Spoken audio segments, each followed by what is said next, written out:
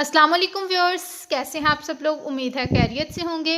आज की वीडियो में मैं आपको बनाना सिखाऊंगी मटन कढ़ाई। उसके लिए मैंने टमाटर, प्याज, हरी मिर्चें और लहसुन अदरक का पेस्ट और गोश्त, तमाम चीज़ों को मैंने प्रेशर कुकर में डाल लिया है।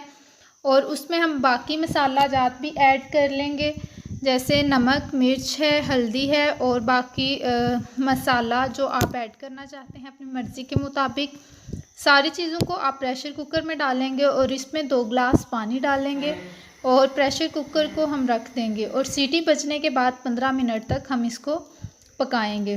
तो 15 मिनट पकने के बाद देखें इसमें पानी बिल्कुल थोड़ा सा रह गया है। अब इन तमाम मसाला जात को मैं अच्छी तरह से ब्लेंड करूँगी डोई के ज़रिए और फिर हम इसको भूनेंगे। अब सारा काम बुनाई का है। गोश्त का असल मज़ा जो है वो बुनाई में ही है।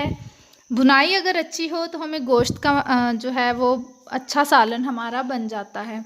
तो यहाँ पे आपने एक चीज़ का ख्याल रखना है कि आंच आपने हल्की रखनी है और आपने सालन को नीचे नहीं लगने देना। तो मैंने इसमें थोड़ा सा ऑयल भी यहाँ पे ऐड कर लिया है जब पानी इसमें खुश्क हो गया था। ऑयल ऐड करने के बाद अब हम इसको कंटिन्यूसली भूनते जाएंगे और हम इसको तकरीबन 15 मिनट तक भूनेंगे। फिर ही मटन या बीफ जो है वो अच्छी तरह से भुना जाता है। अगर हम इसको पहले बंद कर देंगे तो सालन अंदर से कच्चा रहेगा और स्मेल आएगी। अब यहाँ पे देखें इसका कलर चेंज होना शुरू हो गया है। जैसे ही कलर जो है वो आपका रेड हो जाए, रेड मसाले जितने भी आपने डाले हुए हैं वो रेड हो जाए तो सालन तैयार हो जाता है।